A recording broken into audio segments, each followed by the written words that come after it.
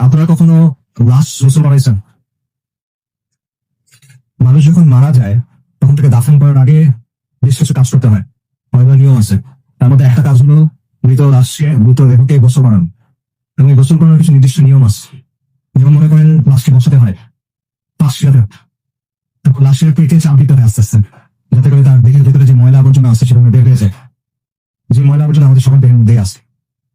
এবং যারা অনেক লাশ গোসল করাইছে তাদের সাথে কথা বললে আপনি অনেক কথা শুনবেন। যেমন ধরেন অনেক মানুষ মারা যায় পেটের অসুখ নিয়ে, অনেক মানুষ মারা যায় লিভারের সমস্যা থাকে, পাকস্থলীর সমস্যা থাকে, ক্যান্সারের সমস্যা থাকে। এরকম মানুষের এরকম গোসল করানো হয়, যখন পেটে চাপ দেওয়া হয় তখন শুধু আবর্জনা বের হয় না, পুজ বের হয়, রক্ত বের হয়। অনেক সময় শরীরের ভিতরে যে অঙ্গ ছিল লিভার, এটা গুলে বের হয়ে আসে। অনেক সময় খন্ড বিখণ্ড হয়ে বের হয়ে আসে, অনেক দুর্গন্ধ হয় তখন। আমরা মৃত্যু জিনিসটাকে অনেক পবিত্রতা দেওয়ার চেষ্টা করি, বিশেষ করে মৃত মানুষকে, আসলে মৃত্যু না, মৃত মানুষকে আমরা সম্মানিত করার চেষ্টা করি, তারপর একটা পবিত্রতা দেওয়ার চেষ্টা করি। বিশেষ করে সেই মানুষের যদি বিখ্যাত কোনো মানুষ হয়, নামি দামি কোনো মানুষ হয়, ক্ষমতাবান কোনো মানুষ হয়, কোনো নেতা হয়, তখন আমরা এটাকে অনেক সম্মানজনক কিছু একটা হিসেবে দেখানোর চেষ্টা করি। কিন্তু আপনি যদি ওই মানুষটাকে যখন গোসল করানো হচ্ছিল তখন দেখতেন, তখন আপনার কাছে মনে হবে না যে বিষয়টা সম্মানজনক, আপনার তখন করুণা হবে তার জন্য।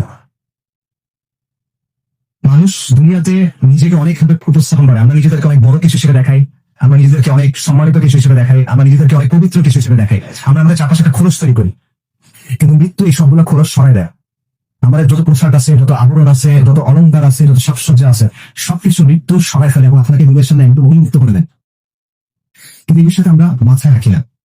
আমরা দুনিয়ার জন্য ক্রমাগত ছুটতে থাকি, দুনিয়ার জন্য ক্রমাগত ফিকির করি, দুনিয়ার জন্য ক্রমাগত কাজ করি। আমাদের সব চিন্তা দুনিয়া নিয়ে, দুনিয়াতে আমার জীবনটা কিভাবে আরো কমফোর্টেবল হবে, আরামদায়ক হবে, দুনিয়াতে আমার জীবনটা কিভাবে আরো সম্মানজনক হবে, দুনিয়াতে আমার জীবনটা কিভাবে আরো সচ্ছল হবে, দুনিয়াতে আমার জীবনযাপনের স্টাইল, আমার লাইফ স্টাইলটা কিভাবে আরো উন্নত হবে, কিভাবে আমি অমুক জিনিসটা কিনবো, কিভাবে আমি অমুক জিনিসটা ব্যবহার করবো, কিভাবে অমুক জায়গায় যাবো, সব চিন্তা ভাবনা আমাদের এই জায়গা নিয়ে। কিন্তু যে জিনিসটা আপনার কাছে আসতেছে, মৃত্যু, ওই মৃত্যুটা যে সম্মানজনক হবে আপনার, ওই মৃত্যুর পরে যে জীবনটা আপনার জন্য অপেক্ষা করতেছে সেটা যে সম্মানজনক হবে কিনা, সেটা নিয়ে আমরা একেবারেই চিন্তা করি না। আমরা এটা নিয়ে একেবারেই গাফেল, উদাসীন। একজন মহান তাবেঈ ছিল সুফিয়ান আস-সাউরি রাহিমাহুল্লাহ, সাহাবাদের ছাত্র। ওনাকে বলা হতো আলমুল মুমিনিন ফিল হাদিস, হাদিসের ব্যাপারে বিশাল জ্ঞান রাখতেন। ওনাকে একজন এসে প্রশ্ন করছে, ইয়া আবু আব্দুল্লাহ, ওনার কোন ইয়া আবু আব্দুল্লাহ, দুনিয়ার জন্য কিভাবে প্রস্তুতি নিবে বলেন, আখিরাতের জন্য কিভাবে প্রস্তুতি নিবে বলেন। সুফিয়ান সাউরি বলছেন, দুনিয়াতে যে পরিমাণ সময় থাকবা সেটা অনুযায়ী দুনিয়ার জন্য কাজ করো, আখিরাতে যে পরিমাণ সময় থাকবা সেটা অনুযায়ী আখিরাতের জন্য কাজ করো। দুনিয়াতে কতদিন থাকবেন বলেন? 80 বছর সর্বোচ্চ, 100 বছর, 120 বছর সর্বোচ্চ, নাকি? আখিরাতে কতদিন থাকবেন? 1000 বছর, 10,000 বছর, 1 লক্ষ বছর, চিরন্তন, চিরস্থায়ী, খালিদিনা ফিহা আবাদা। দুনিয়ার জীবনগুলো ক্ষণস্থায়ী, আখিরাতের জীবনগুলো চিরস্থায়ী। কিন্তু আমরা আখিরাতের জীবনটা নিয়ে চিন্তা করি না। আল্লাহ সুবহানাহু ওয়া তাআলা কোরআনে বলছেন, কুল্লু নাফসিন যায়িকাতুল মাউত, নিশ্চয়ই প্রত্যেক জীবকে মৃত্যুর স্বাদ আস্বাদন করতে হবে। ওয়া ইন্নামা তুওয়াফফাউনা উজুরাকুম ইয়াওমাল কিয়ামাহ, এবং কিয়ামতের দিন তোমাদেরকে তোমাদের যে প্রতিফল, যে কর্মফল, সেটা পরিপূর্ণভাবে বুঝিয়ে দেওয়া হবে।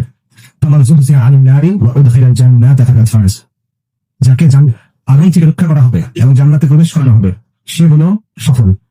ওয়া মাল হায়াতুদ দুনিয়া ইল্লা মাতাউল গুরুর, এই দুনিয়ার জীবন হলো ছলনাময় ভোগ, ছলনা, প্রতারণাময় একটা ভোগ, এটা ছাড়া কিছুই না। সূরা আল ইমরান আয়াত, এই একটা আয়াতে আল্লাহ আযজা ওয়া জাল্লা আমাদের এই দুনিয়ার সব বাস্তবতা, সব মৌলিক প্রশ্নের উত্তর দিয়ে দিয়েছেন।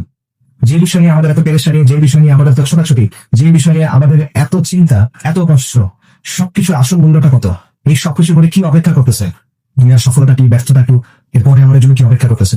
এবং এর পরের আয়াতে আল্লাহ সুবহানাহু ওয়া তাআলা বলতেছেন, লাতুবলাউন্না ফি আমওয়ালিকুম ওয়া আনফুসিকুম, নিশ্চয়ই তোমাদেরকে তোমাদের জান এবং মালের ব্যাপারে পরীক্ষা করা হবে। আমাদের জীবনের মধ্যে নিশ্চিত জিনিস ছোট কিছু নাই, সবকিছু অনিশ্চিত। যে বিষয়গুলো নিয়ে আপনি সকাল থেকে ঘুমানোর আগ পর্যন্ত চিন্তা করেন, ইভেন ঘুমানোর সময় যেগুলো নিয়ে স্বপ্ন দেখেন, কোনটার মধ্যে কোনো নিশ্চয়তা নেই।